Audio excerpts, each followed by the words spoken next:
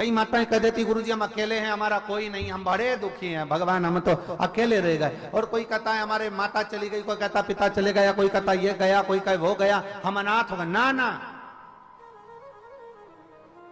जब तक काशी में विश्वनाथ बैठा है तब तक पूरी भारत की भूमि पर कोई अनाथ नहीं हो सकता। भारत की भूमि पर कोई अनाथ नहीं हो सकता जब तक काशी में, जम के बोलो जरा, काशी में विश्वनाथ, तब तक कोई वो बैठा है, मेरा डमरूधारी, मेरा त्रिकालदर्शी, मेरा कैलाशी, मेरा विनाशी, मेरा शिव, वो बैठा है।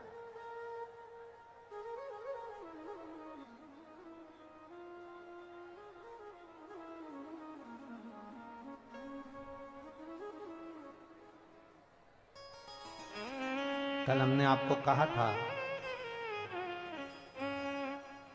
तुम्हारी धूप में तप रहे थे, तब हमने एक बात कही थी कि तुम्हारी परीक्षा लेगा।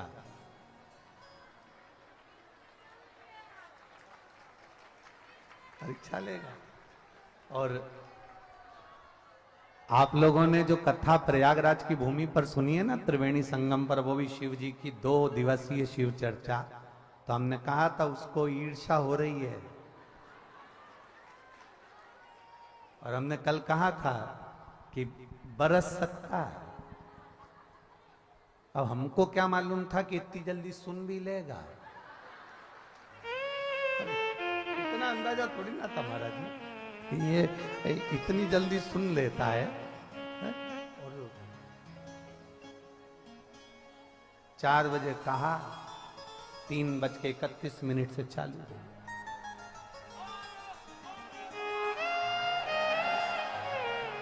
बोल बम का नारा है। पर एक बात कहें आप लोगों से, ए प्रयागराज वाले, तुम भी गजब के हो रहे, पक्का?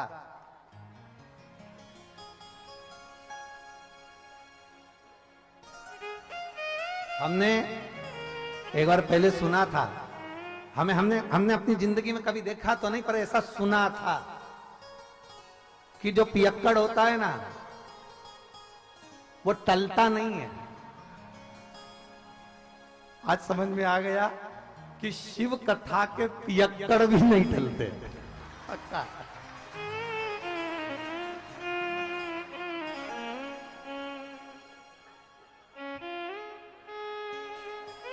प्रशासन के अधिकारी कह रहे थे कि आज बहुत पानी गिरा है, अब गुरुजी नहीं आएंगे हो, तो इन सब से कह दिया जाए कि ये सब अपने घर जाए। तो इतने में कोई ने कहा आप कह दो कि जाओ, पर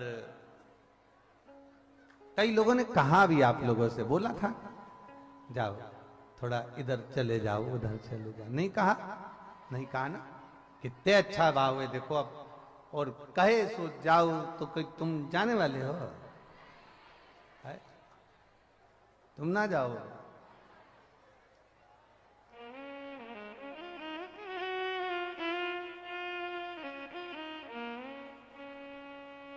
इंद्रदेव को भी समझ में आ गई है, फालतू टैंकर ढोलने से कोई मतलब नहीं। काहे टैंकर ढोलो है? कोई इंद्रदेव को भी समझ में आ गई कि अपना भैया काहे को अपना पानी बिगाड़ो। गंगा जी के घाट पर बैठे हैं, इनको कोई फर्क नहीं पड़ने वाला है, ये ऑलरेडी गीले हैं, ऊपर से और गीला करके क्या करना अपने को। तो उन्होंने तुरंत वरुण देव, गरुण देव सबको आमंत्रित कर कह दिया आप थोड़ा शांति बरत लो। ये बड़े बहुत ऊंचे क्वालिटी के पियक्कड़ है, ये नहीं टलेंगे। और बस हम तो इतना सा कहेंगे आपसे, आप जैसे प्रयागराज की भूमि पर इतना पानी गिरने के बाद भी किसी के कहने से आप टले नहीं हो, उसी तरह आपके घर के नजदीक में, आपके घर के पास में जो शिवालय हो, वहां 1 लोटा जल रोज चढ़ाओ, भगवान भी तुम्हारे दरवाजे पर कभी टलेगा नहीं, तुम्हारे दरवाजे पर आएगा, जो खड़ा रहे कोई तुम्हारे दरवाजे। आज आप लोगों की तप साधना देखकर हमको बहुत बहुत अच्छा लगा, क्योंकि इस प्रयागराज की भूमि पर केवल आप गीले होकर तप साधना नहीं करे हो, आप धूप में बैठकर तप साधना नहीं करे हो, आप ठंड में बैठकर तप साधना नहीं करे हो। इस प्रयागराज की भूमि पर जो हमने दर्शन किया, जो हमारे पुराणों ने बताया, जो हमारे शास्त्रों ने बताया, वो जुआरी ने शिव जी के मंदिर में एक गजरा और बीड़ा पटका था, तो भगवान नारायण ने आकर उस जुआरी के सामने कह दिया था कि तूने ऐसा दान करा कि मेरा मन करता है कि मैं तेरे दरवाजे पर भिक्षा मांगने आऊंगा। पृथ्वी पर तू राजा बलि बनेगा और मैं तेरे दरवाजे पर वामन भगवान बनकर भिक्षा मांगूंगा। मैं स्वयं तेरे दरवाजे पर आकर भिक्षा मांगूंगा, तू साधारण नहीं है। राजा बलि बना दिया, दरवाजे पर भिक्षा मांगने वामन भगवान पहुंच गए। जब भिक्षा मांगने के लिए पहुंचे तो पृथ्वी को नापते समय 3 चरण भगवान ने उठाना प्रयास किया, और पृथ्वी नापी एक में, दूजे में आकाश। जब नापने के लिए जैसे ही चरण उठाने लगे तो उनका चरण जब पताल में गया, पताल में जाते से उनके पांव के नख से भूमि खरोची, और खरोचने से एक नदी प्रकट हो गई, जो कालिंदगिरी पर्वत पर जाकर प्रगटी, जिसका नाम यमुना हुआ। कौन सी नदी थी? यमुना। वो यमुना कालिंदगिरी पर्वत पर प्रकट हो गई, पर यमुना ने सबसे पहले, कालिंदगिरी पर्वत पर प्रकट होने से पहले यमुना सबसे पहले गौलोक धाम में गई, और गौलोक धाम में जाकर कालिंदगिरी बाबा को नमन कर कर कहती है मुझे एक बार गौलोक धाम जाना है। तो गौलोक धाम में जाकर तुम करोगी क्या यमुना? यमुना जी कहती है मुझे केवल जिस परमात्मा ने मुझे पृथ्वी पर प्रकट करा, जिस परमात्मा के चरण के नख से मैं प्रकट हुई हूं, उस परमात्मा का मुझे दर्शन करना।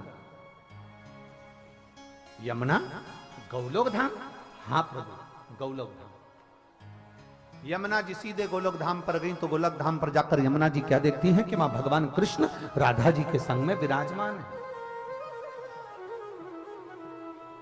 भगवान कृष्ण राधा जी के साथ विराजमान,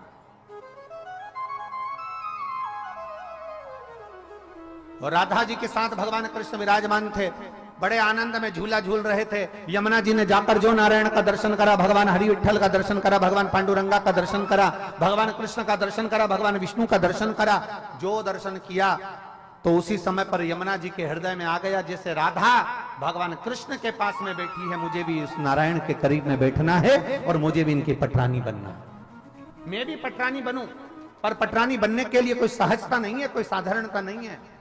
शिव महापुराण की कथा कहती है, भगवान के करीब में जाने के लिए दुनिया तरसती है, पर भगवान अपने करीब में उसी को बुलाता है जिसको उसे दूसरी बार जन्म नहीं देना होता, अपना बना लेना होता।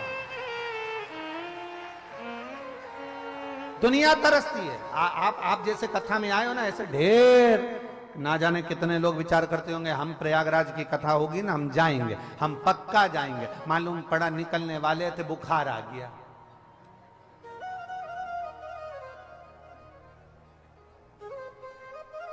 आप लोग भी आए होगे ना, आपसे भी 2-4 लोगों ने तो कहा ही होगा मोहल्ले के, मालूम है सीवर वाला मारा जा रहा है सतुआ बाबा जी के यहां। अच्छा, अपन एक काम करेंगे, सब चलेंगे। बोलो बोलो, सही है कि गलत है? सब चलेंगे। ग्रुप बना था 15 लोगों का, आए 5, 10 कहां गए? घर रह गए।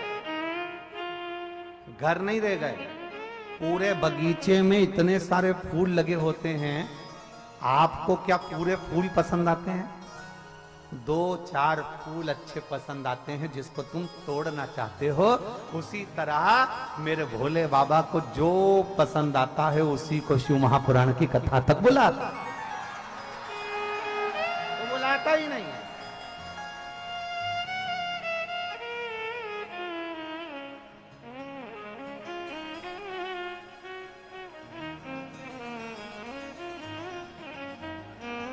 मेरा शंभु बुलाता ही नहीं, बुलाएगा उसी को जो उसको पसंद आए। आप अगर यहां बैठे हो, कथा के पंडाल में बैठे हो, कथा के मंडप में बैठे हो, आप अगर प्रयागराज की पवित्र धरा पर बैठकर शिव महापुराण की कथा सुन रहे हो, और जितने लोग आस्था चैनल पर टीवी के माध्यम से, मोबाइल के माध्यम से, यूट्यूब फेसबुक के माध्यम से, जितने इस विश्व में सभी सनातनी जिस पवित्र शिव महापुराण की कथा को माघ मेले से श्रवण कर रहे हैं 2 दिवसीय कथा को, आप समझ कर बैठना कि आप भगवान शंकर के पूर्व से रिश्तेदार थे और अब पक्के रिश्तेदार बन चुके हो, अब पक्के रिश्तेदार। इसलिए सारी समस्या का हल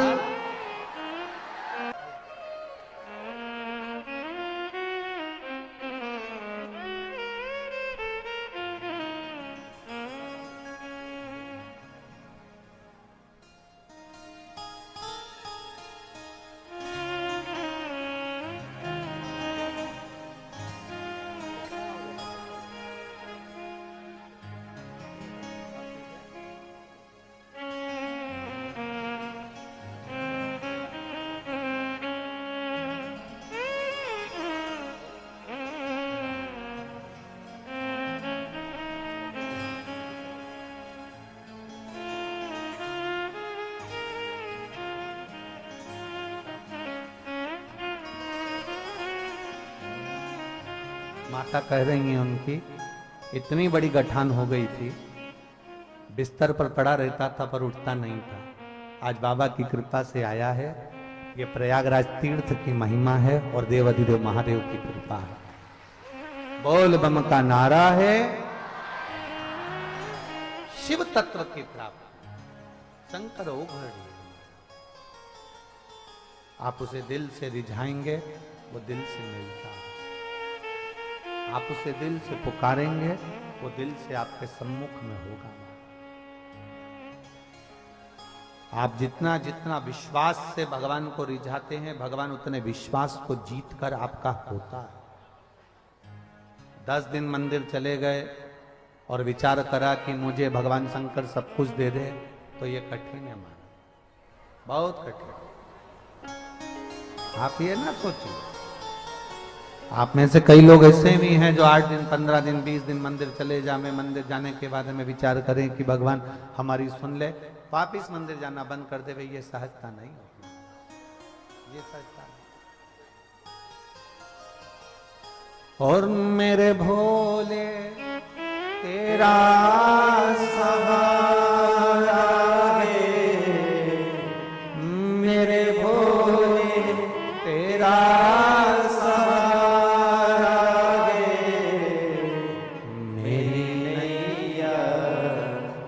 तो किनारा है, मेरी नैया तो किनारा है।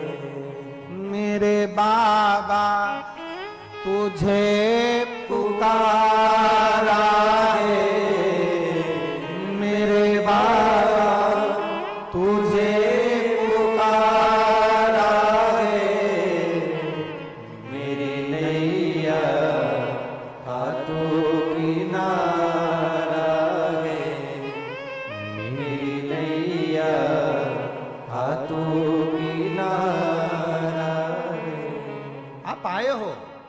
प्रयागराज की धरा पर बैठे हो। आप आए पहले भी होगे प्रयागराज की भूमि पर, ऐसा नहीं होगे कि आप पहले नहीं आए होगे।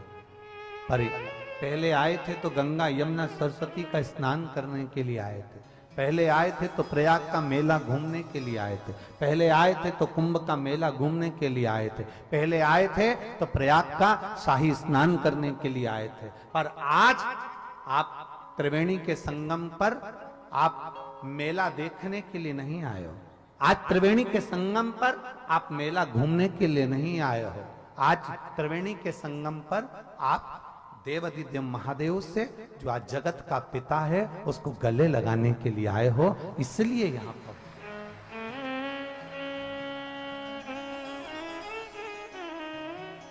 हम आज त्रिवेणी के संगम पर पहले आए। ऐसा कोई नहीं होगा जो पहले ना आया हो। 8 बार 10 बार 14 बार 15 बार 2 बार 1 बार पहले आ चुके होंगे। संतों की टोलियों का दर्शन भी किया होगा, आए भी होगे, मना नहीं। पर प्रयागराज की भूमि पर बैठकर अगर बाबा देवाधिदेव महादेव की कथा सुन रहे हो, तो ये मानकर चलना कि शिव तत्व को प्राप्त करा है आपने, आप भगवान शंकर के होने और शंकर को अपना बनाने के लिए आए। शिव के होने और शंकर को अपना बनाने मिलता नहीं है भोलेनाथ। इतनी सहजता में, इतनी सरलता में उसकी कृपा नहीं होती। आज हम एक बात आप लोगों को बताना चाहेंगे, हमने सतुआ बाबा जी को भी ये बात नहीं बताई। जब हम अयोध्या में राम मंदिर के प्राण प्रतिष्ठा महोत्सव में पहुंचे, बहुत भीड़ थी और संत बहुत विद्वान बड़े बड़े संत थे, बहुत विद्वान संत, जो बहुत पुराने संत और बहुत प्रसिद्धि प्रांत संत वहां पर थे। हम आशीष को बोले कि अपन आ तो गए हैं अयोध्या में, राम जी की प्राण प्रतिष्ठा भी होगी, एलईडी में अपने को दर्शन होगा, पर बड़े बड़े संतों को दर्शन हो जाएगा, अपन तो बहुत पीछे के हैं, अपने को कहां इतना दर्शन हो पाएगा। तब हम महादेव से कहे, हमने कहा बाबा अब तुम्हारे ऊपर है, और आप मानेंगे नहीं, जैसे ही प्राण प्रतिष्ठा महोत्सव में पहुंचे सतुआ बाबा जी हाथ पकड़कर हमको आगे बिठा दिया। और दूसरा, ऐसी राम जी की कृपा हुई कि राम जी का ही स्वरूप, राम जी के ही कृपा पात्र, जो पूरे विश्व में राम कथा को अपनी जिंदगी में अनमोल मोती के रूप में प्रदान करते रहे, परम पूज्य मुरारी बापू जी, जिन्होंने संपूर्ण देश विदेश में एक रतन के रूप में राम कथा को दिया। आप मानेंगे नहीं, थोड़ी देर में बापू ने हमारा हाथ पकड़ा और हाथ पकड़कर हमको राम मंदिर में ले जाकर राम जी का दर्शन उनके साथ में करा। ऐसा लग रहा था जैसे स्वयं राम जी ने राम जी को आदेश दे दिया और राम जी हाथ पकड़कर महाराज जी ले जाकर राम जी का दर्शन करा दिए। ऐसा सुंदर दर्शन हमको कराया। तो आप अभी अभी बैठे थे तो आपके अंदाजे में दिल में आया होगा इतना पानी गिर रहा है, कैसे कथा सुनेंगे, कैसे कथा सुनेंगे। आप जब पक्के हो जाते हो ना, तो परमात्मा को भी तुम्हारे लिए सोचना पड़ता है, अगर मैं पानी गिराऊंगा तो ये उठने वाली नहीं है। परमात्मा को भी सोचना पड़ता है कि दिन भर बरसाऊंगा चलेगा, दिन भर गरजूंगा चलेगा, बिजली चमकेगी, बादल गरजेगा, सब कुछ होगा, पर शिव कथा चले उस समय पर परमात्मा को भी सोचना पड़ता है कि कम से कम 1 घंटा, 1.5 घंटा, आधा घंटा तो पानी बंद कर दूं जिसमें ये भगवान की कथा को श्रवण कर सके। तो परमात्मा भी सोचे बरसे। और हम तो हम प्रयागराज की भूमि पर बैठे हैं, तो हम तो कहेंगे आप लोगों से, इस प्रयागराज की धरा पर हमारे भोलेनाथ जी बड़े प्रेम से कहते हैं पार्वती जी से, पार्वती सुनो, लोग कहते हैं शंकर के मंदिर में सावन में क्यों जाना चाहिए, लोग कहते हैं शिव जी के मंदिर सावन में लोटा भर के जल क्यों चढ़ाना चाहिए, दुनिया के लोग कहते हैं सावन के महीने में इतना पानी गिरता है तो शंकर के मंदिर में जाना क्यों जरूरी होता है। शिव जी पार्वती से कहते हैं सुनो पार्वती,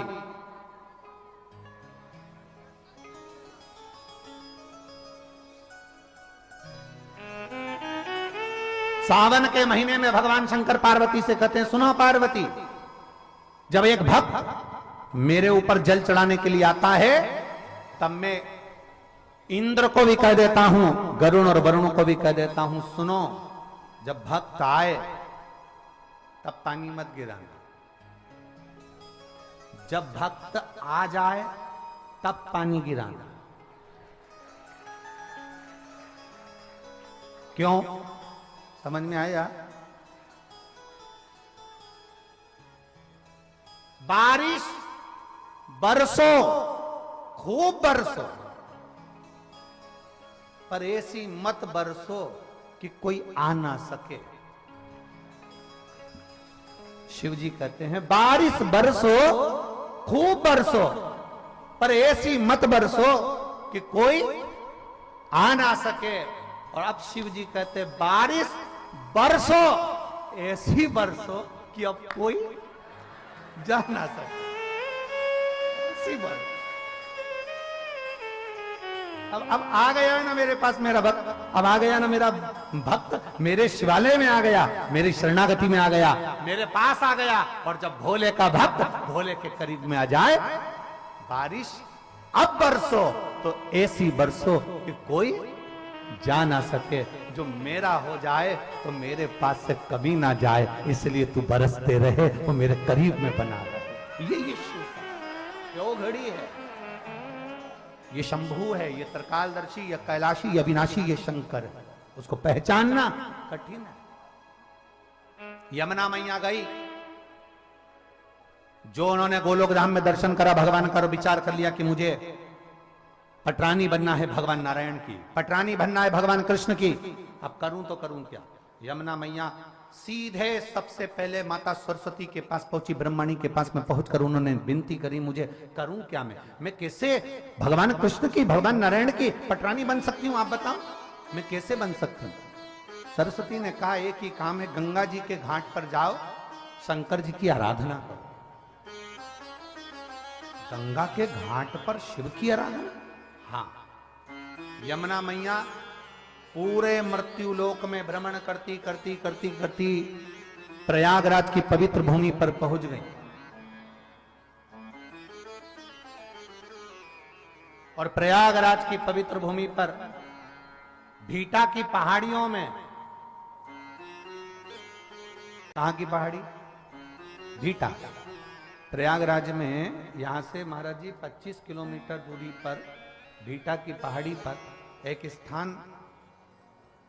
ऐसा स्थान है शंकर जी का, यमुना जी का ऐसा स्थान जहां पर स्वयं यमुना भगवान शंकर की आराधना करने के लिए बैठी, और शंकर जी को सुजावन महादेव के नाम से वहां पर आना पड़ा और दर्शन देना पड़ा।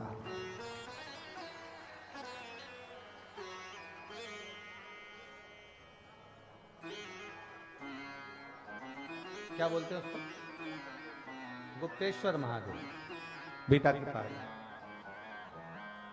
स्थान। यमुना मैया प्रयागराज की पवित्र भूमि पर आ गई, और प्रयागराज की पवित्र भूमि पर आकर यमुना जी गंगा जी के घाट पर आराम से बैठकर तप साधना में लीन हो गई। इतनी लीन हो गई, हजारों वर्ष निकल गए पर भगवान भोलेनाथ जी का दर्शन नहीं हुआ। अब याद रखना, जरा बहुत अच्छी बात आपके सामने कहना चाहेंगे, आप स्मरण में लाएंगे, और जितने आस्था चैनल पर सुन रहे हैं, फेसबुक यूट्यूब पर सुन रहे हैं, वो ध्यान लगाएंगे, बहुत सावधानी से सुनिए। हजारों वर्ष का तप करिए, शिव जी प्रसन्न नहीं होते। हजारों वर्ष की साधना करिए, शिव जी प्रसन्न नहीं होते। यमुना जी की कथा कर रही है, सुजावन महादेव की कथा कर रही है, भगवान शंकर का तप कर कर कर यमुना जी बहुत वर्ष बीत गए पर भगवान प्रसन्न नहीं हुए। तुम भी 1000 वर्ष तक नेत्र बंद कर कर साधना लगा कर बैठ जाओ, शिव जी नहीं प्रसन्न होंगे। तुम वन में जाकर बैठ जाओ, महादेव प्रसन्न नहीं होंगे। 1000 वर्ष तक तप करो, महादेव प्रसन्न नहीं होंगे। यमुना जी को लगा कि मेरे तो महादेव प्रसन्न नहीं हो रहे, मैं करूं तो करूं क्या। उसी समय उन्होंने गंगा जी का ध्यान किया।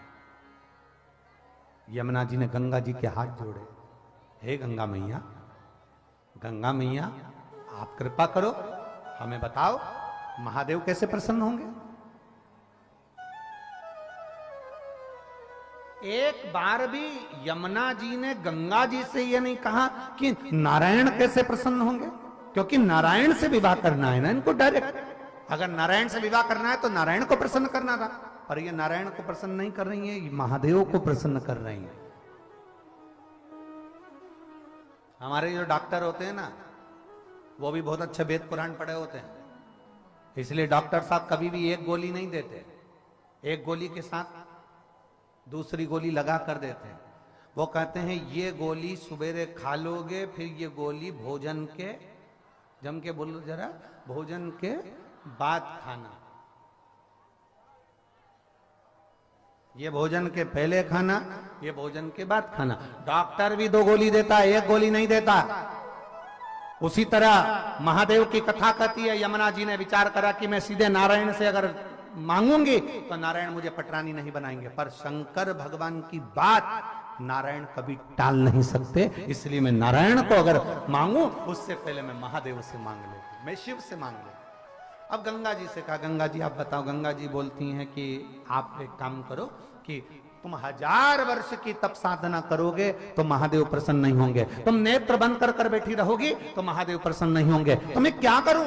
तब यमुना जी से गंगा जी ने कहा, बालू रेत का शिवलिंग बनाओ, उसकी पूजन कर कर एक लोटा जल चढ़ाओ। अब देखो, आपसे भी हम एक ही बात कहते हैं, सारी समस्या का हल। आज तक हमने ये नहीं कहा कि तुम्हारी समस्या भारी है तो आंख बंद करके बैठो, उठो ही मती, खाओ मती, सो मती। हमने ये बोला कभी? हमने तो एक बात बहुत अच्छी कही तुमसे, खूब खाओ पर लोगों के प्राण मत खाओ।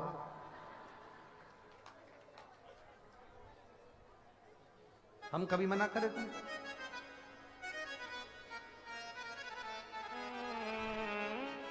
शिव महापुराण की कथा में सबसे शुरू में वेद व्यास जी वर्णन करते हैं शिव कथा सुनने का नियम।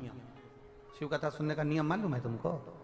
शिव कथा सुनने का नियम वेद व्यास जी लिखते हैं, एक समय फलहार करो, शिव महापुराण की कथा पूरी सुनो।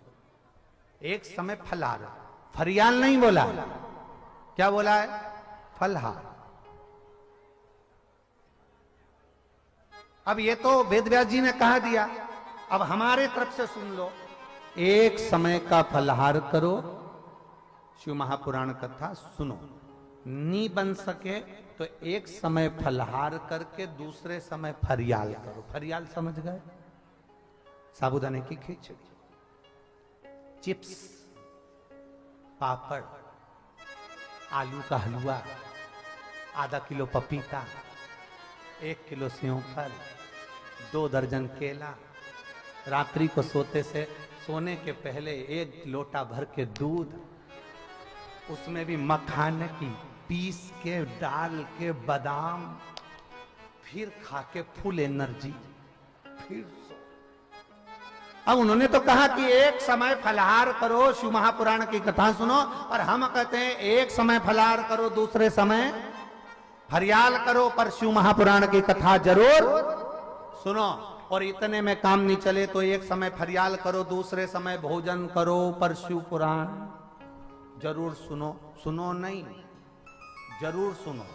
इतने में काम ना चले तो दोनों समय भोजन करो, पर शिव पुराण जरूर सुनो। और इतने में काम नहीं चले तो डब्बा लेके कथा में चलो।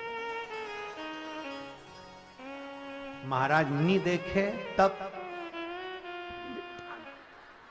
महाराज जी एक कथा कह रहे, कोई बता, हम गाड़ी में कौन से महाराज जी का वर्णन करें?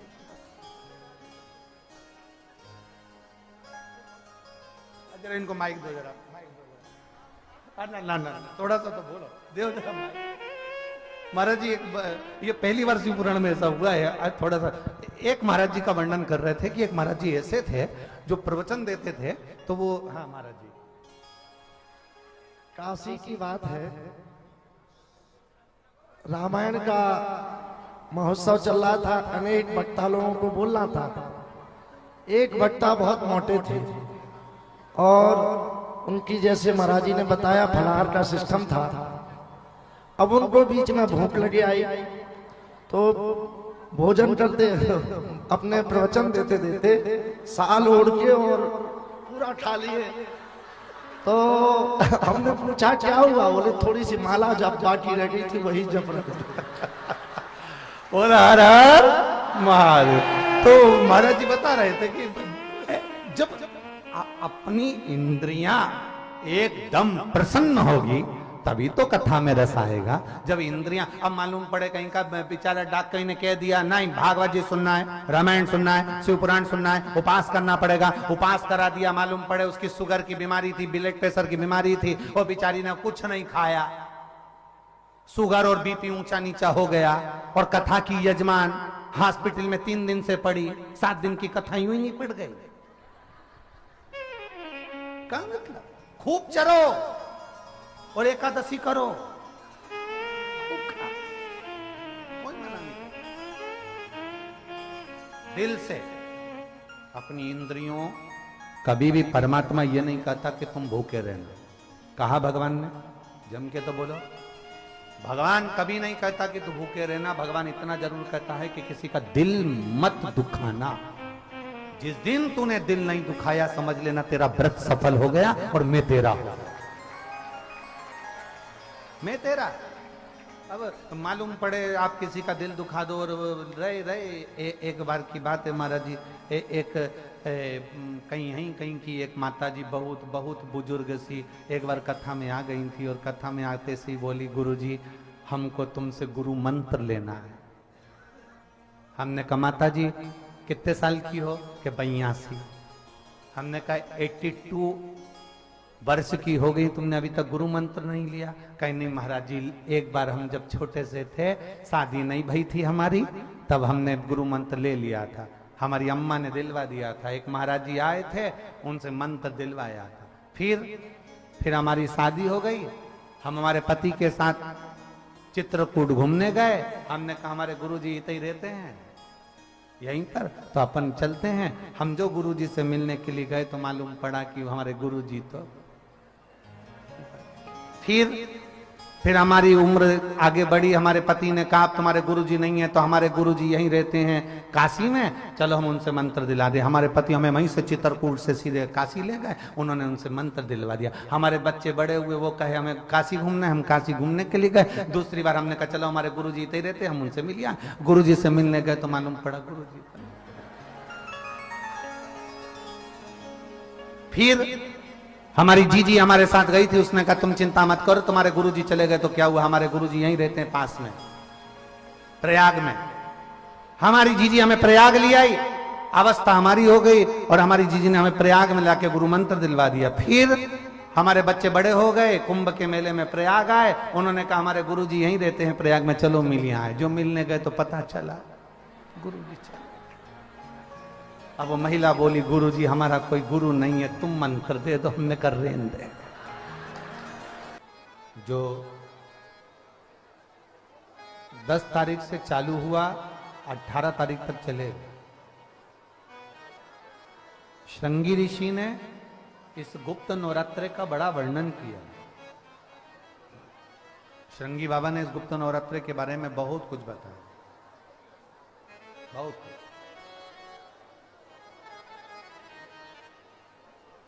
श्रृंगी बाबा गुप्त नवरात्रे के लिए कहते हैं कि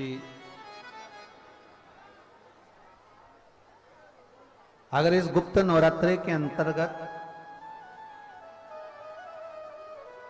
9 लाल फूल,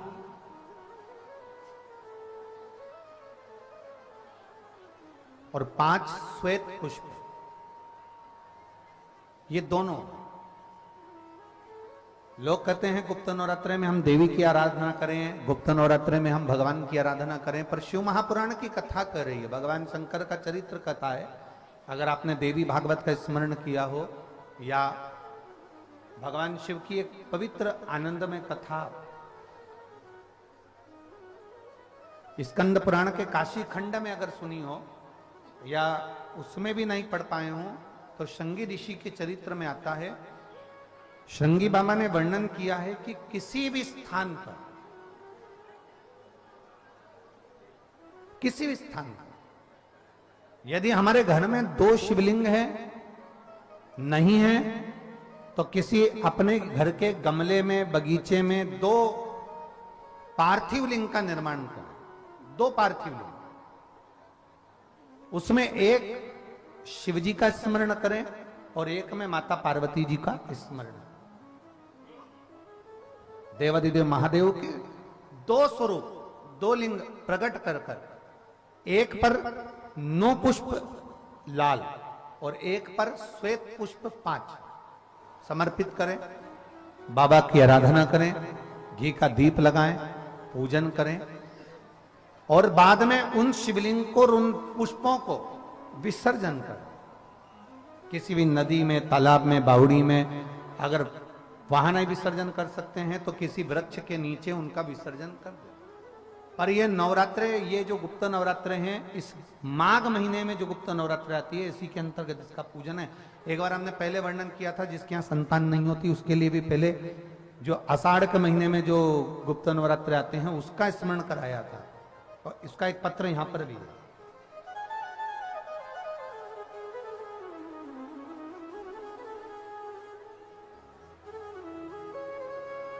मेरा नाम अंकिता केसरवानी है, मेरे पति का नाम वरुण केसरवानी है। मैं कल्याणी देवी मंदिर प्रयागराज की रहने वाली हूं। मेरा मोबाइल नंबर ये है। कहीं बैठी हैं क्या? अगर कहीं बैठी हो तो हाथ का इशारा करेंगे। मेरा नाम अंकिता केसरवानी है, मेरे पति का नाम वरुण केसरवानी है। मैं कल्याणी देवी मंदिर प्रयागराज की रहने वाली हूं। कहीं बैठी हो तो इशारा कर सकती हैं हाथ का, अगर कहीं बैठी हो तो। बैठी हैं? बच्चे आए हैं क्या साथ में? लिया लिया लिया। मेरा नाम अंकिता केसरवानी है, मेरे पति का नाम वरुण केसरवानी है। मैं कल्याणी देवी मंदिर प्रयागराज की रहने वाली हूँ। मेरा मोबाइल नंबर यह है। मैं एक लोटे जल का क्या वर्णन करूं? आपने जो गुप्त नवरात्रे का पहले वर्णन किया है शिव पूजन का, उसको करा और बाबा की ऐसी कृपा हुई है गुरुदेव, 10 वर्ष से संतान का सुख नहीं था, और जब 10 वर्ष से संतान का सुख नहीं, सारे डॉक्टरों से इलाज करवाया, बीच में गर्भ भी ठहरा पर बच्चे नहीं रहे। सारे डॉक्टरों से इलाज करवाया पर संतान का सुख नहीं आया। तब आपने सफेद आंकड़े की जड़ का प्रयोग करने का तुमरुकेश्वर महादेव जी का नाम से वर्णन किया, वो हमने किया। और बाबा का पशुपतिनाथ का व्रत भी हमने किया। बाबा की ऐसी कृपा हुई गुरुदेव कि गर्भ ठेरा, और आप कहते हो देवता देते हैं पल्ला झाड़कर और महादेव देता है छप्पर फाड़कर। बाबा की ऐसी कृपा हुई गुरुदेव कि मेरे गर्भ ठेरा और गर्भ में 2 बच्चे बाबा देव अधिदेव महादेव की कृपा से जन्म लिए। मैं बाबा को 10 वर्ष के बाद मेरे को बाबा ने 2 संतान दी है, मैं उसको प्रणाम कराने के लिए लाई। गुरुदेव, जब तक बच्चे गर्भ में रहे, जितनी बार सोनोग्राफी करवाई, हर रिपोर्ट में एक ही बात आई कि आपका एक बच्चा बेकार है, जिसकी धड़कन नहीं आई है, जो हाथ पैर से सही नहीं है। पर मैं बाबा पर भरोसा करती थी, शिव जी पे चढ़ा हुआ जल पीती थी और शंकर भगवान की बेलपत्री का सेवन करती थी। आज बाबा को धन्यवाद देने आई हूं कि मेरे दोनों बच्चे बाबा की कृपा से पूर्ण तरह से स्वस्थ हैं और बाबा ने उन दोनों बच्चों को मुझे दिया है। ये शिव कृपा है, ये उदारता। और तेरी कृपा बिना न हिले एक भी अणु, लेते श्वास तेरी कृपा से तनु तनु। बखान क्या करूं मैं, राखोगे ढेर का, चपटी बहुत में खजाना कुबेर का। हे गंगाधर मुक्ति द्वार ओमकार तू, भोले ओमकार तू, आयो शरण तिहारी शंभु भारतार। बखान क्या करूं मैं, राखोगे ढेर का, चपटी बहुत में खजाना कुबेर का। हे गंगाधर मुक्ति द्वार ओमकार तू, भोले ओमकार तू, आयो शरण तिहारी घड़ी है सब, त्रिकालदर्शी है सब, कैलाशी है, वो घरदानी है, कैलाशी अविनाशी है सब, शिव तत्व का है। आप जिस भाव से आप भगवान को रिझाते हो, भगवान उस भाव से अपने भक्तों के करीब पहुंचता है। भक्तों के यमुना जी ने पार्थिव शिवलिंग का निर्माण किया, केवल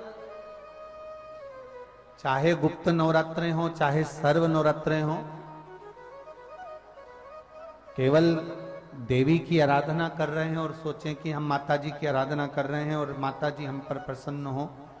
शिव महापुराण की कथा कहती है, कोई सी भी नवरात्रे में अगर आप शंकर भगवान की आराधना के साथ देवी की आराधना करेंगे तो शिव महापुराण की कथा कहती है महादेव शिव और शक्ति दोनों ही कृपा जरूर करते हैं। ये निश्चित है,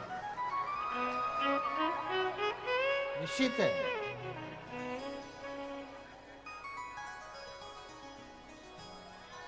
केवल एक शिव की आराधना कर लेना या शक्ति की आराधना कर लेना,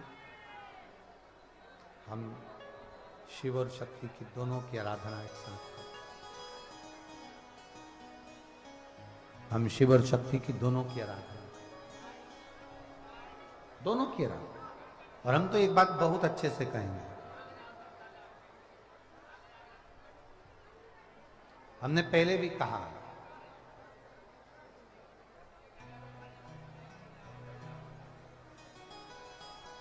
धन आने से रहने का तरीका, खाने पीने का तरीका, गाड़ी बंगले का तरीका, संपदा आने से, पैसा आने से तुम्हारा रहने का तरीका, खाने पीने का तरीका, चलने का तरीका, कपड़ों का तरीका, आभूषण का तरीका, पहनावे का तरीका भले बदल जाता, भले बदलता। धन संपदा आने से तुम्हारा रहने का तरीका, खाने पीने का तरीका, सोने का तरीका, सब तरीके बदल सकते हैं। कपड़ा पहनने का तरीका भी बदल सकता है।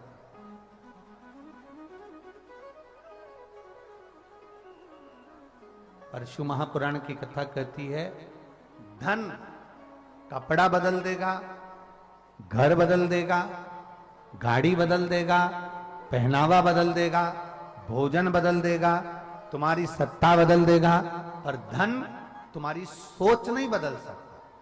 शिव महापुराण की कथा कहती है, सोच तो तुम्हारी भगवान की पुराण, शास्त्र, वेद या संत या सदगुरु की शरणागति में बैठने पर ही बदलती है।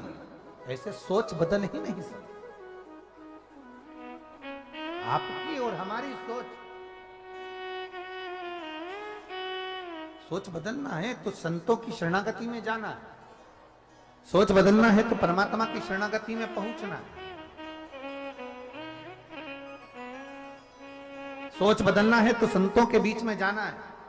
सोच बदलना है तो देवालय, शिवालय, भगवान शंकर की आराधना करने जाना है। दौलत कपड़ा बदल देगी, दौलत तुम्हारा रहने का तरीका बदल देगी, दौलत तुम्हारा वैभव, सत्ता सब बदल सकती है, पर वो दौलत तुम्हारी सोच नहीं बदल सकती। सोच बदलेगी तुम्हारी सत्संग, सोच बदलेगा तुम्हारा समर्पण, सोच बदलेगा तुम्हारे शंकर पर चढ़ाया गया एक लोटा, ये सोच बदल दे हो भगवान शिव से अपने हृदय की बात कहने के लिए। आप आए हो भगवान शंकर के हृदय से लगने के लिए। अपने मन से, अपने दिल से।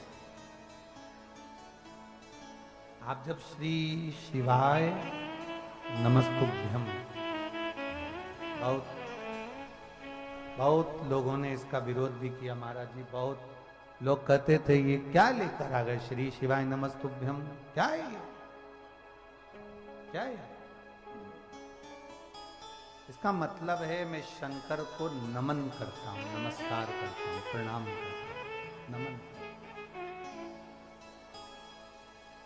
शिव महापुराण की विद्येश्वर संहिता में लिखा है, जो एक बार मुख से श्री शिवाय नमस्तुभ्यम बोलता है, उसके मुख का दर्शन करने पर मात्र 1000 अश्वमेध यज्ञ का पुण्य फल प्राप्त हो जाता है।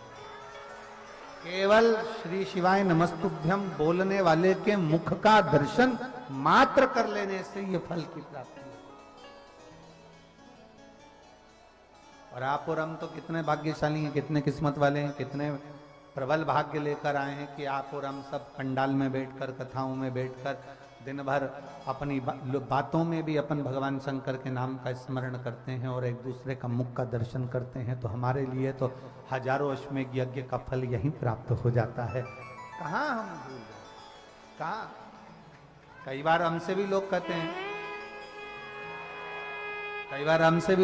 हैं, महाराज जी ये बताओ कि आपने कितने यज्ञ करे?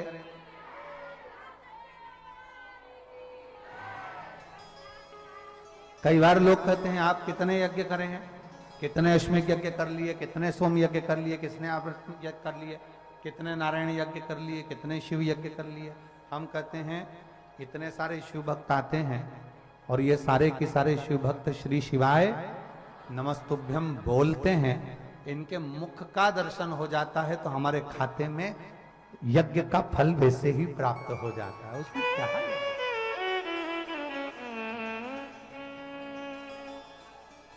करो शिव का। यमुना जी ने शिवलिंग का निर्माण किया, शिवलिंग का कभी मौका लग जाए, कभी नवरात्रे पड़े, चाहे गुप्त नवरात्रे हो, चाहे संपूर्ण विश्व को ज्ञात चैत्री और कुंवार के नवरात्रे हो, हर नवरात्रे में आप एक विशेष ध्यान रखें, प्रत्येक नवरात्रे में, कि हमें शंकर भगवान के शिवलिंग की पूजन करनी।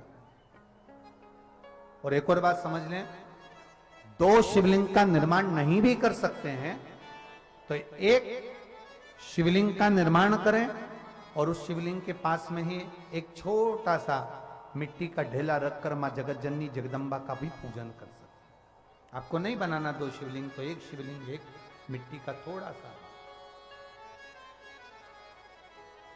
ऐसा नहीं है कि मेरी माता दुर्गा भवानी पिंडी के रूप में नहीं पूजाती है। अगर मेरी माता पिंडी के रूप में नहीं पूजाती तो वैष्णो देवी में 3 पिंडियां विराजमान नहीं हो पाती। जितने जितने शक्तिपीठ हैं, आप प्रत्येक शक्तिपीठ में दर्शन करने के लिए जाएंगे तो वहां पर भी आपको पिंडी का दर्शन होता ही है, प्रत्येक शक्ति। ऐसा नहीं कि मेरी मां पिंडी के रूप में फिर पूजाती नहीं है, वो भी पूजाती है। आप जिस भाव से भजेंगे, जैसे हम कहते हैं हमारे शहर में, हमारे सीहोर नगर में कुबेरेश्वर धाम कंकर शंकर की भूमि है, मतलब वहां जो गया है वो कंकर शंकर की आराधना करने के लिए गया है, कंकर शंकर की पूजन करने के लिए गया है।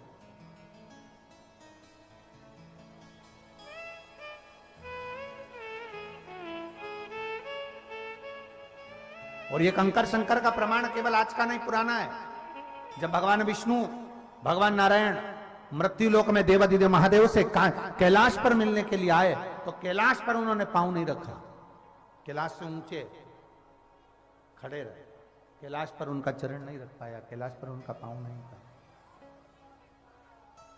कैलाश पर उनका पांव नहीं था, ऊपर रहे। भगवान शिव ने कहा कि हमारे कैलाश पर आए हैं, दुनिया के लोग कैलाश का दर्शन करने आते हैं, चलकर बहुत दूर दूर से आते हैं, और नारायण आप कैलाश पर आए और कैलाश पर आपने अपना चरण नहीं रखा, अपना पांव नहीं रखा। भगवान नारायण की आंख में आंसू भर गए। भगवान नारायण रोते हुए आंख में आंसू भरकर कहते हैं, बाबा मैं जहां पांव रखता हूं वहां मुझे कंकर नजर आता है, जहां पांव रखता हूं वहां मुझे कंकर दिखता है, और हर कंकर में मुझे शंकर दिखता है, इसलिए मैं पांव नहीं रखता। भगवान शिव जी ने कहा, नारायण मैं तुम्हारे बिना नहीं रह सकता, तुम मेरे बिना नहीं रह सकते, तो फिर ये कंकर से क्या डरना? आप मेरे बिना नहीं रह सकते, मैं आपके बिना नहीं रह सकता। और हम दोनों जब एक दूसरे के बिना नहीं रह सकते तो आपको भूमि पर पांव तो रखना ही पड़ेगा ना। कंकर तो आपके पांव में चुभेगा।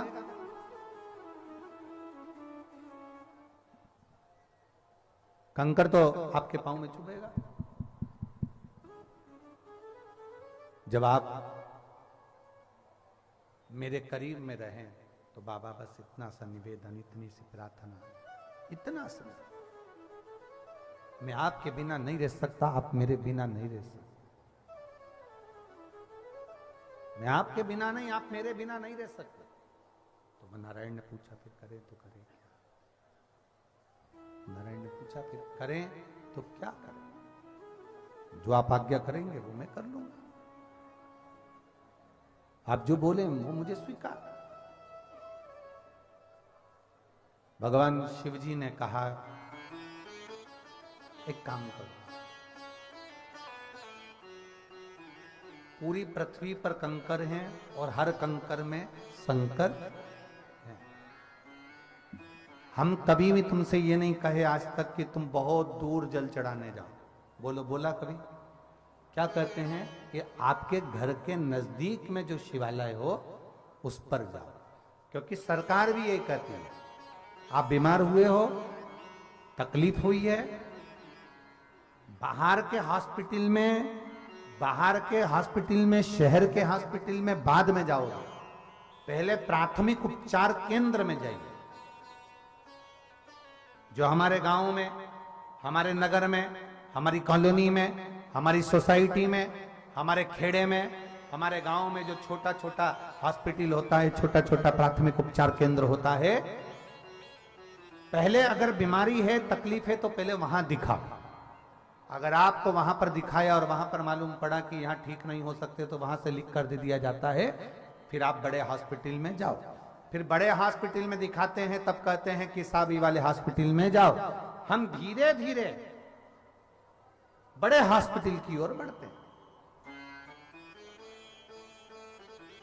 अब इसमें कई लोग ऐसे हैं, शिव महापुराण की कथा को सुनने वाले, जो कथा सुनकर मन में विचार कर लेते हैं, मुझे तो जल चढ़ाने केदारेश्वर महादेव केदारनाथ जाना, मुझे तो अमरनाथ जाना है, मुझे तो यहां जाना है, मुझे सोमनाथ जाना है, केदारनाथ जाना है, मुझे कैलाश पर्वत जाना है, मुझे केदारनाथ जाना है। ये लोग प्रण कर लेते हैं। पर हम उनसे कहते हैं कि आप केदारनाथ, सोमनाथ, बाबा बर्फानी के दर्शन करने जाओ, मना नहीं है। पर उससे पहले आपके घर के पास में जो शिवालय है, आप वहां रोज लोटा भर के जल चढ़ाओ। जिस दिन मेरा केदारेश्वर इशारा करेगा, उस दिन तुम्हें दौड़ कर पकड़ कर बुलाएगा।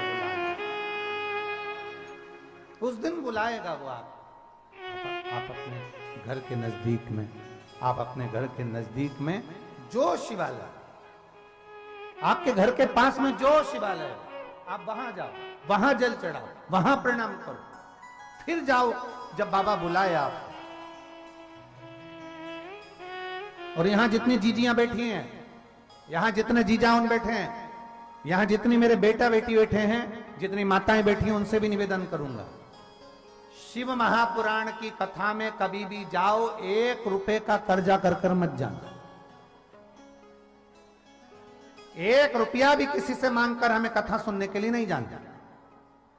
पास वाले मंदिर में जाओ, 1 लोटा जल चढ़ाओ और बाबा से प्रार्थना करो, बाबा मेरा मन है, मुझे शिव पुराण सुनने जाना है, व्यवस्था तुझे करना है, क्योंकि बेटी में तेरी हूं,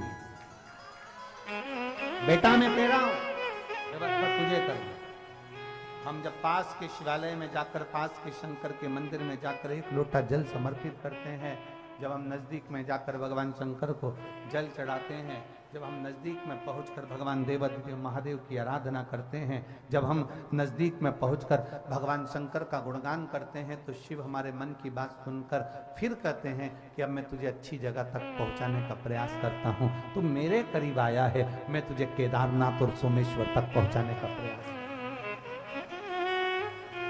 और मेरी जीजियों, इतना सा जरूर कहूंगा इस व्यासपीठ से, मां त्रिवेणी के संगम से आप सबको कहना चाहूंगा, जितने लोग कथा को श्रवण कर रहे हैं, जितने लोग कथा को सुन रहे हैं, जब जब शिव पुराण की कथा टीवी पर आए, जब जब किसी तीर्थ में शिव महापुराण की कथा सुनने का मौका मिले, बाबा से इतना प्रार्थना जरूर करना कि मेरे जैसे ये पत्र आए हैं ऐसी मेरे मन की कामना पूर्ण करना, तो मैं भी एक पत्र लिखकर उस तीर्थ तक पहुंच जाऊंगा, कथा को सुनूंगा, मैं भी सुनूंगा, मैं भी आपके दरवाजे तक पहुंच।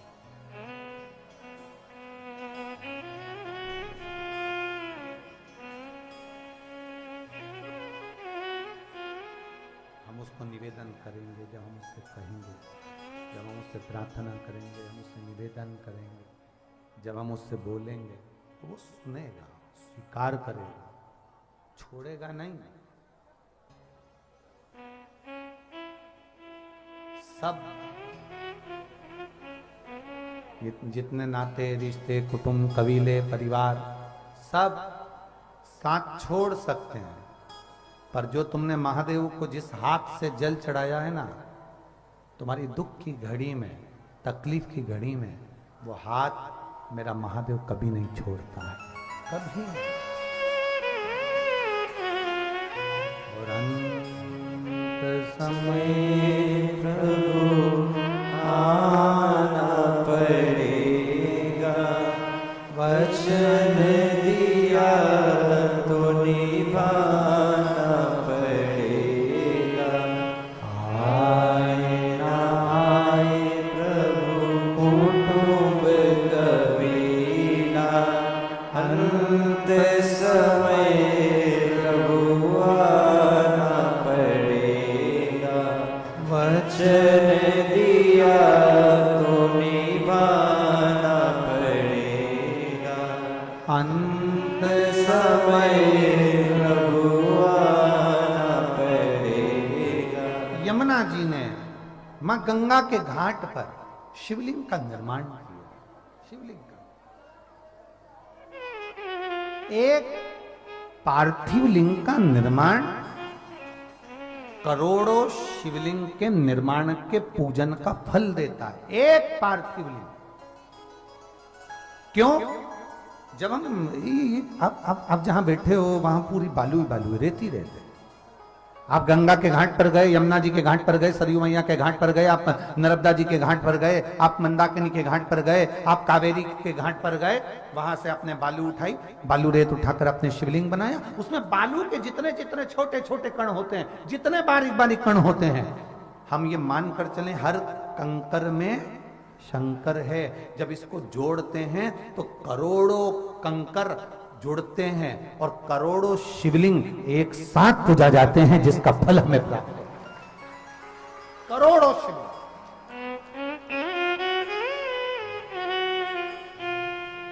कोई एक या दो शिवलिंग का नहीं, करोड़ों शिवलिंग का फल है पार्थिव शिवलिंग का पूजा। करोड़। आज मां यमुना जी ने विचार कर दिया और यमुना जी विचार कर कर माता यमुना बैठ गई शिवलिंग का निर्माण करने के लिए। यमुना शिवलिंग का निर्माण करने के लिए जैसे यमुना जी बैठी, जैसे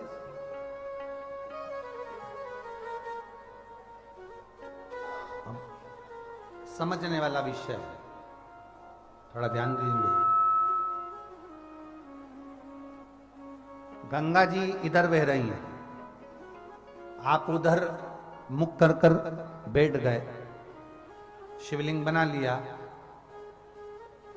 कई कई ऐसी भी माताएं हैं, ऐसे भी भाई हैं जिनको दिशा का भान नहीं होता कि पूरब पश्चिम उत्तर दक्षिण किधर है।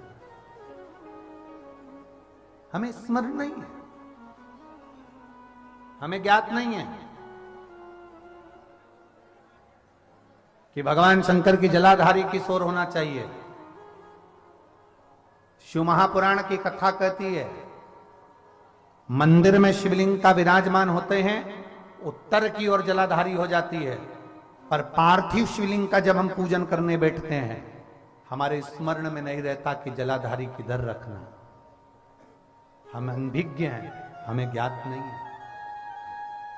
कई माताएं दूसरे से पूछती हैं, ये मैंने जलाधारी बनाई है जिस पे शिवलिंग रखा है, इसका मुंह कहां करूं? मैं गंगा जी के घाट पर बनाई, अब मैं इसका मुंह कहां करूं? शिव महापुराण की कथा कहती है उस जगह पर आपको पूछने की जरूरत नहीं है, आपको महादेव से प्रार्थना कर देना है। मैं जहां बना रही हूं आपको स्वीकार करना पड़ेगा, क्योंकि आप मेरे पिता हो, आप मेरे बुजुर्ग बाबा हो, दादा हो। मैं जहां बना रही हूं आप उधर स्वीकार करिए। मेरे को नहीं मालूम कि पूरब किधर, पश्चिम किधर, उत्तर किधर, दक्षिण किधर। मुझे नहीं मालूम कि एक लोटा जल चढ़ाने से मेरे क्या केवल बेटा ही ठीक होगा, मैं नहीं जानती। जब मैंने एक लोटा जल आपको चढ़ाया है, एक लोटा जल अगर मैं समर्पित कर रही हूं तो केवल बेटे के लिए नहीं, मैं एक लोटा जल समर्पित कर रही हूं कि मेरे परिवार में सर्वे भवंतु सुखी, सब सुखी रहे, सबका दुख, सबका कष्ट दूर हो, सब सुखी रहे। और दया की न हो जो तुम्हारी तो सुनी अदालत तुम्हारी, गरीबों के दिल में जगह तुम न पाते तो किस दिल में होती इबादत तुम्हारी। दया की न होगी जो आदत तुम्हारी। मेरा शिव, मेरा ओघड़दानी, मेरा शंभू, जिसको लोग भोला कहते हैं और वास्तव में भोला,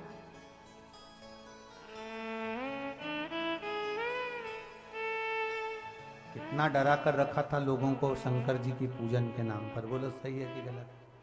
जल मत चढ़ाना, शिव जी पे चढ़ा हुआ मत खाना, शंकर जी पे चढ़ा दिया तो पानी मत पीना, शंकर जी की पूजा करोगे शंकर जी रुष्ट हो जाएगा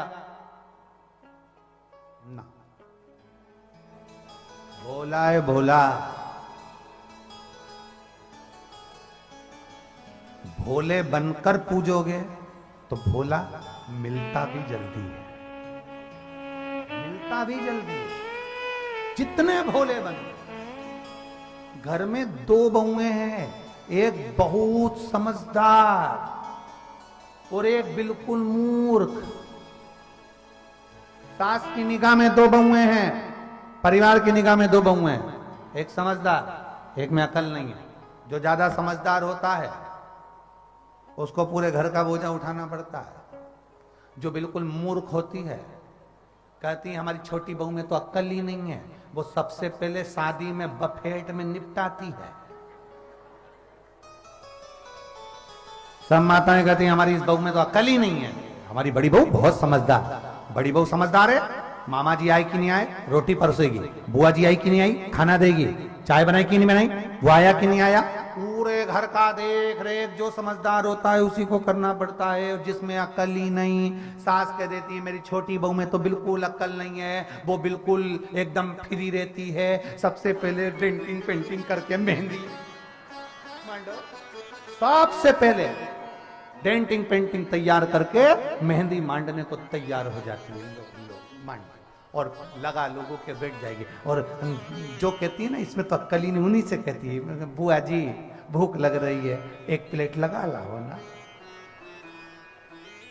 और बुआ जी प्लेट भी लगा लाई, उसको तो मालूम है अक्ल ही नहीं है। और प्लेट किसने लगा कर दी? जो समझदार थी, ए बेटा तू तो समझदार है ना, लगा ला। जो समझदार थी वो प्लेट लगा के लाई, बुआ जी उसके पास में बैठ के चर्रा रही, ये मेहंदी मांड के पड़ी। आग लगे बस्ती में, अपन मस्ती, उसे कौन फर्क पड़ा।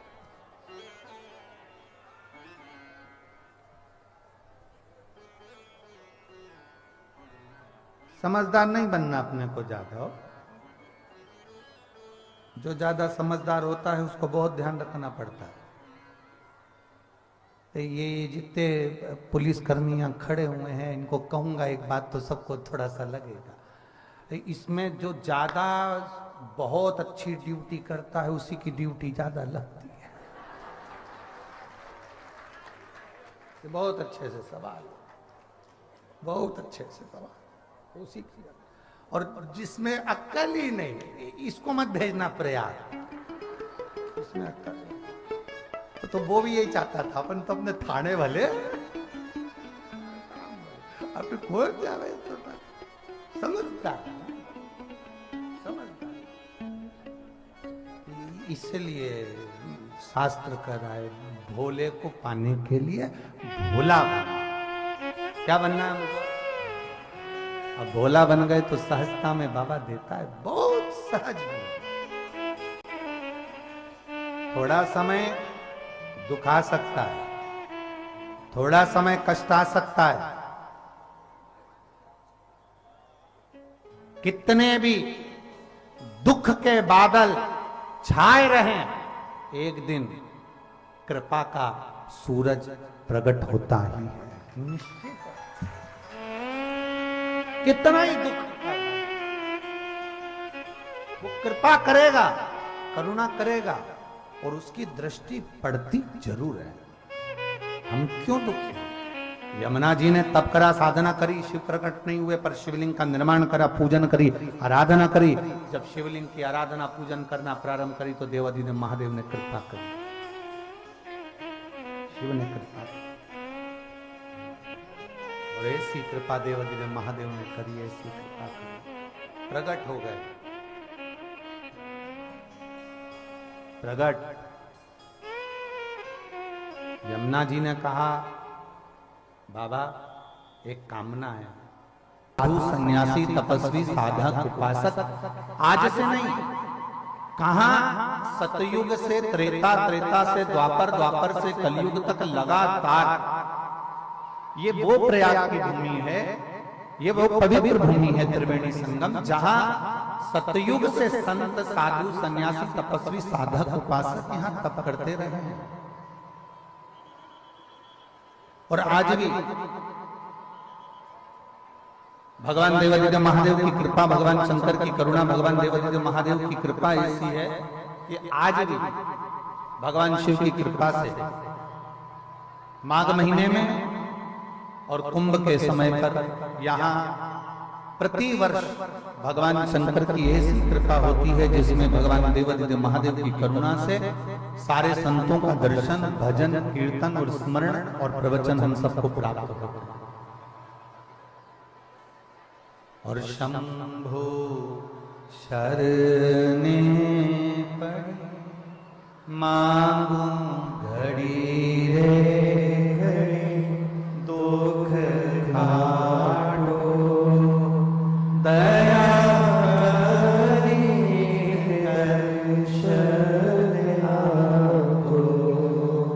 शंभो शरण पड़ी मांगू घड़ी रे घड़ी, दुख काटो दया करी दर्शन आपको। शिव कृपा इस प्रयागराज की भूमि पर केवल आप और हम बैठकर तप नहीं कर रहे, आप सभी को ज्ञात होगा भगवान श्री हरि को, भगवान नारायण को अपना पति बनाने के लिए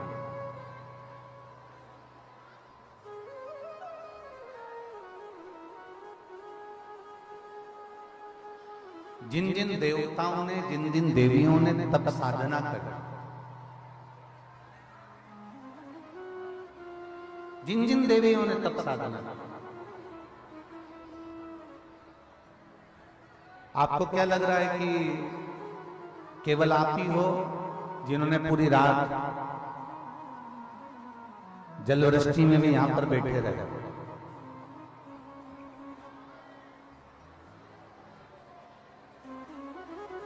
इसी प्रयागराज की भूमि जहां 1000 वर्ष तक भगवान नारायण को अपना पति बनाने के लिए माता यमुना ने घोर तप किया, केवल नारायण को पति बनाने के लिए।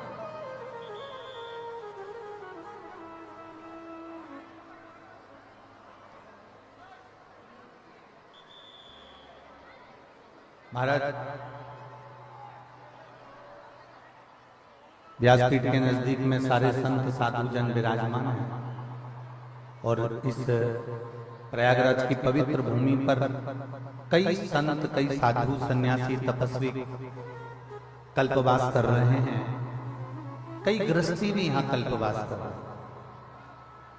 आपके स्मरण में एक जगह होगी प्रयागराज की,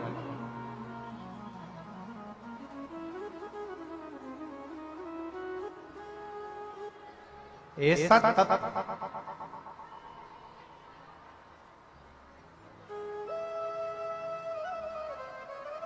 आप सभी के स्मरण में होगा जब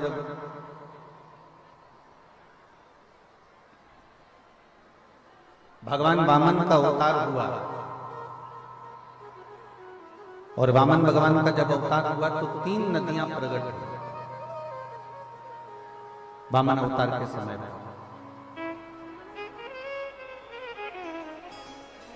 कथा पर जरा ध्यान देंगे तो बड़ा आप लोगों जिस भाव से आए हो, इतने बरसते पानी में, इतना पानी के अंदर आप लोग बहुत देर से, जमीन भी गीली है, ऊपर से भी पानी बूंद बूंद टपक रहा है, बारिश हो रही है, पर आप इतना तप करे हो ना तो थोड़ा सा तप और कर कर अपनी पुण्याई को इकट्ठा करो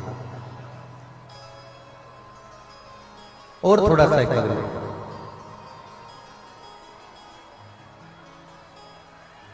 वामन भगवान के अवतार के समय पर 3 नदियां प्रकट हुई।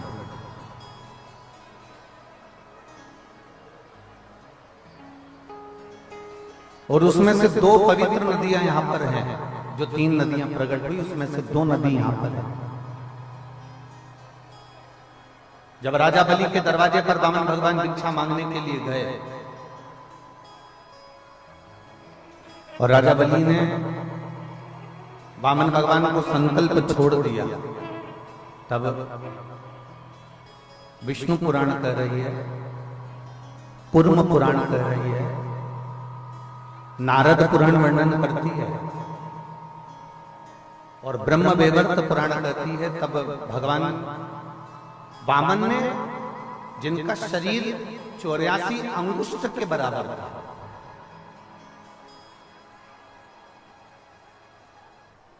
वामन भगवान का जो शरीर था वो 84 अंगुष्ठ के बराबर था। इसलिए आज भी मानव देह जो है ना वो 84 अंगूठे के बराबर है। आप अपने अंगूठे से जब पूरी मानव देह को अंगूठे से लेकर शिखा तक नापेंगे अपने शरीर को, तो ये 84 अंगुष्ठ के बराबर अपना शरीर निकलेगा।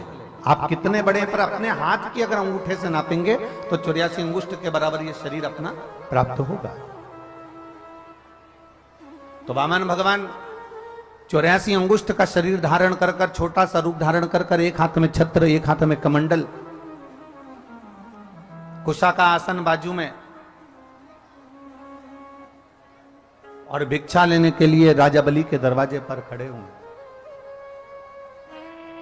राजन भिक्षाम दे, राजन भिक्षाम दे।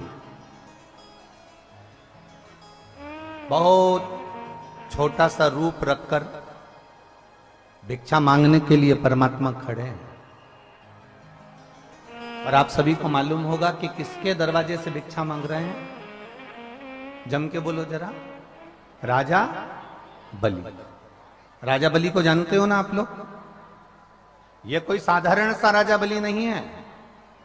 जिस राजा बलि ने पूर्व समय में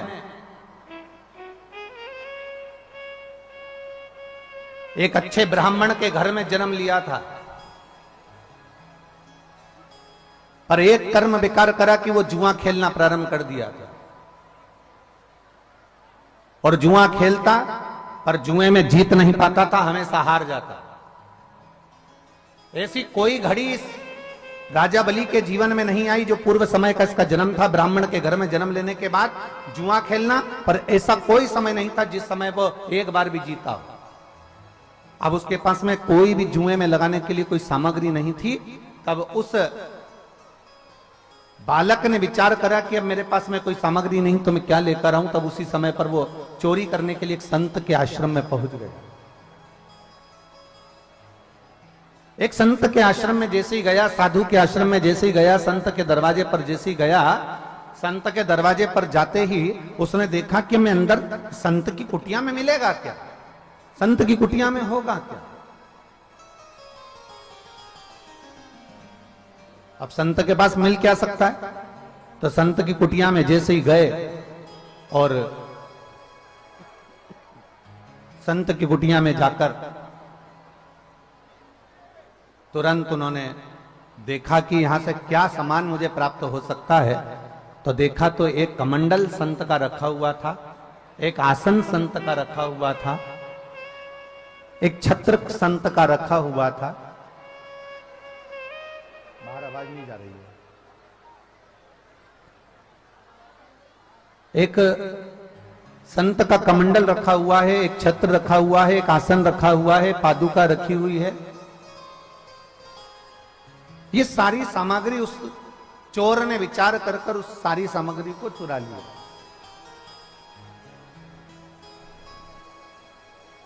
और चोर चोरी कर कर वो सामग्री को लेकर जुए में बैठ गए। अपने सारे मित्रों के साथ जब जुआ खेलने बैठा तो धीरे धीरे कर कर उसने छत्र, कमंडल, आसन, पादुका जो संत के यहां से लेकर आया था, वो सारी सामग्री उसने उस जुए में लगा दी। और संत की कोई पुण्य आई थी, साधु की कोई पुण्य आई थी, गुरुजन की कोई पुण्य आई थी। उस पुण्याई के बल पर आज जुआरी जीत गया। और जुआरी जब जीता तो जितने दोस्त उसके साथ में जुआ खेलने के लिए बैठे थे, उन्होंने अपनी पूरी पूरी सत्ता, पूरा पूरा वैभव, पूरी पूरी दौलत उस जुए में लगा दी थी, जिसके बल पर वो पूर्ण की तरह से बहुत सारा विजेता प्राप्त कर ली उसने। शिव कथा कहती है, भगवान देवादिदेव महादेव का चरित्र कहता है, जुआरी जिसने संत के दरवाजे की पादुका, संत के दरवाजे का कमंडल, संत के दरवाजे का छत्र, संत के दरवाजे का आसन चुराया था, वो ले जाकर जुए में लगाया और जुए में लगाया। आज पहली बार वो जीता और जीतने के बाद उसने सारी सामग्री अपने पास में रख ली और पूरी सत्ता उसकी हो गई। इतना धन, इतना वैभव आ गया। शिव महापुराण की कथा कहती है कि इतना वैभव उसके पास में आया, इतना वैभव आया कि वो अरबपति खरबपति बन गया। ढेरों संपदा उसके पास में हो गई, ढेरों वैभव उसके पास में हो गया, ढेरों वैभव उसके पास। अब वैभव तो एकत्रित हो गया। हमने पहले भी कथा में कहा है, जब धन बढ़ता है, संपदा बढ़ती है, जब धन और संपदा दोनों बढ़ती है, तो हम पहले भी कथा में कह चुके हैं कि 3 मित्र आपके बढ़ जाते हैं। संपदा बढ़ने पर 3 मित्र आपके बढ़ जाते हैं। पहले नंबर का ताली मित्र, आपकी प्रशंसा करने वाला बढ़ जाता है। दूसरे नंबर पर थाली मित्र, होटल में खिलाने वाला बढ़ जाता है। और तीसरे नंबर पर प्याली मित्र, मैं खाने में पिलाने वाला बढ़ जाता है। संपदा बढ़ी कि ये 3 अपने आप बढ़ जाते हैं, आपको ढूंढना नहीं पड़ता इनको। संपदा बढ़ने पर आपको ताली मित्र, प्रशंसा करने वाले बहुत मिलेंगे, वाह वाह महाराज, बहुत बढ़िया, बहुत बढ़िया, बहुत जोरदार, करे जाओ, ये वो, प्रशंसा करने वाले बहुत मिलेंगे। दूसरे नंबर पर थाली मित्र, होटल में खिलाने वाले बहुत मिलेंगे। जैसे जैसे धन बढ़ जाएगा, ऐसे ऐसे मित्र मिल जाएंगे जो आपको होटल में ले जाकर बिठा देंगे, धीरे धीरे आपको होटल का चस्का लगा देंगे, गलत कार्य में लगा देंगे, उसके बाद आपके धन को पूरा की पूरा जीन जाएंगे। और तीसरे नंबर पर है प्याली मित्र, आपको पीना भी याद नहीं होगा, पर आपके जो मित्र होंगे, जो आपका धन देखकर आपके मित्र बन जाएंगे, वो आपको पीने में लगा देंगे और पूरा बर्बाद कर देंगे। अब ये जुआरी जीत तो गया, धन तो आ गया, पर इसने वेश्या का संग कर लिया, मदिरा का नशा कर लिया, वेश्या को अपना बनाने के लिए बहुत प्रयास करा। एक दिन वेश्या ने कहा, आज मेरा मन कर रहा है कि मेरे बालों में लगाने के लिए मुझे गजरा चाहिए, मुझे मेरे बालों में लगाना है, मुझे गजरा चाहिए। तो जुआरी ने कहा, ठीक है, मैं तुम्हारे लिए गजरा लेकर आऊंगा। उसने कहा, मुझे मेरे गजरे के साथ में खाने के लिए मुझे बीड़ा चाहिए, पान चाहिए, मैं तुम्हारे लिए पान बीड़ा लेकर आऊंगा। आज जुआरी नशे में धुत होकर गजरा और बीड़ा लेकर चला। बीच में राह में ठोकर लग जाती है और ठोकर लगते से नीचे गिर जाता है। जब नीचे गिरा, गजरा और बीड़ा दोनों की दोनों जमीन पर रज में मिट्टी में हो जाता है। मिट्टी में हो गया, बेहोशी में गिर गया। थोड़ी देर बाद इसको होश आया। होश आने के बाद इसने सोचा कि मुझे वेश्या के घर जाना है, पर गजरा और बीड़ा तो मिट्टी में हो गया। अगर मैं वेश्या को ये मिट्टी का सामान दूंगा तो वेश्या मुझसे प्रसन्न नहीं होगी। अब मैं करूं तो करूं क्या? सामने एक शिवालय था, जहां वो गिरकर पड़ा था उसके ठीक सामने एक शिवालय था। शंकर का एक ओटला था। उस शिवालय पर केवल शंकर जी की एक शिवलिंग रखी हुई थी। और इस जुआरी ने विचार करा, मेरे बीड़े में और गजरे में इस शंकर ने नियत लगा दी है, इसमें इन्होंने नजर लगा दी है, इसलिए ये गिर गया। उसने बीड़ा और गजरा उठाया और शंकर के मंदिर में फेंक दिया। शिव के मंदिर में उसे फेंका। महाराज, शिव के मंदिर में जब गजरा और बीड़ा फेंका, चले गया। 8 महीने पूरे हुए और इसके प्राण छूट गए। प्राण छूटने के बाद ये यम की कैद में पड़ गए। जब यम की कैद में पड़ा तो यमराज ने चित्रगुप्त महाराज से पूछा कि इसके पाप और पुण्य गिने जाएं। तो महाराज, इसने कोई पुण्य नहीं करा, ब्राह्मण कुल में जन्म लिया पर हमेशा झूठ बोला। ब्राह्मण कुल में जन्म लेने के बाद भी ये गलत कर्म करता रहा, जुआ खेलता रहा, मदिरापान करता रहा, वेश्यावृत्ति करता रहा, गलत गलत कार्य करता रहा, इसलिए इसने कोई पुण्य नहीं करा, इसको नरक में फेंका जाए। यमराज ने कहा, ऐसा हो नहीं सकता। मृत्यु लोक में अगर किसी का जन्म होता है तो वो जिंदगी में एक ना एक पुण्य जरूर करता है।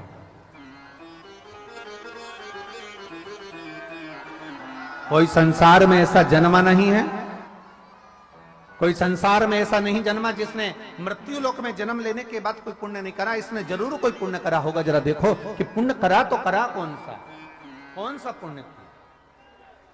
तब धर्मराज ने कहा, चित्रगुप्त महाराज फिर से ध्यान लगाओ।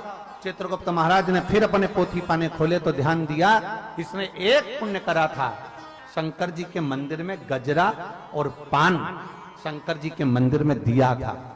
इतने में पास में खड़े हुए गुप्तचरों ने कहा, दिया नहीं था, वो तो वेश्या के घर लेकर जा रहा था और वो मिट्टी में हो गया था तो उसको शंकर जी के मंदिर में फेंक दिया। धर्मराज ने कहा, नशे में था, चाहता तो गजरा और बीड़ा नल्ली में फेंकता, गटर में फेंकता, खड्डे में फेंकता, रोड पर फेंकता, पर नशे में भी इसको शंकर का मंदिर याद था। इसलिए एक काम करो, जितने कदम चलकर ये गजरा और बीड़ा लेकर शिवजी के मंदिर में पहुंचा है, उतने समय के लिए कदम गिने जाएं और उतने समय के लिए इसको इंद्र का राजपाट दे दिया जाए। उतने समय के लिए इसको इंद्र का सिंहासन दे दिया जाए। वो जुआरी को इंद्र का सिंहासन दिया गया। जुआरी बैठ तो गया, पर जुआरी को लगा कि मैंने थोड़ी सी देर शंकर भगवान के मंदिर में केवल एक गजरा और बीड़ा दिया था तो मुझे इंद्र का सिंहासन मिला है।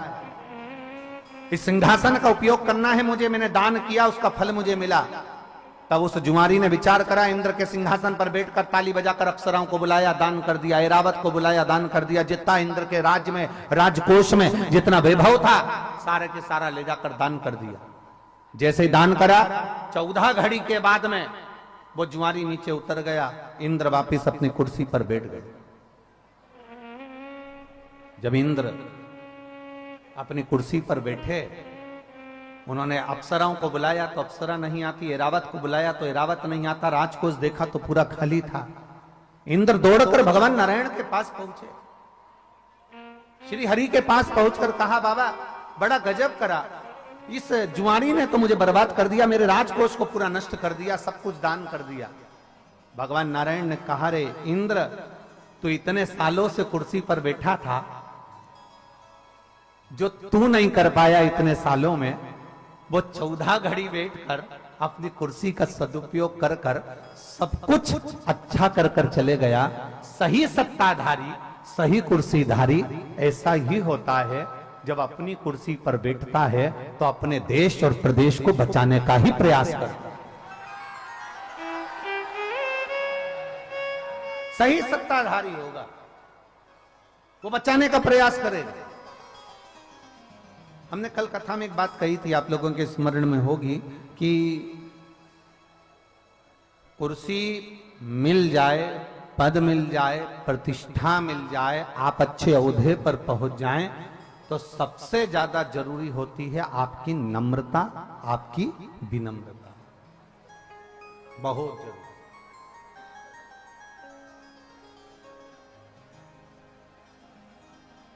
और मैंने तेरे ही भरोसे बाबा, तेरे ही भरोसे हवा बिच उड़ती जावांगी, बाबा डोर तो छड़ी ना में कटी जावांगी, भोले में तेरी पतन, शंभू में तेरी पतन, हवा बिच उड़ती जावांगी, बाबा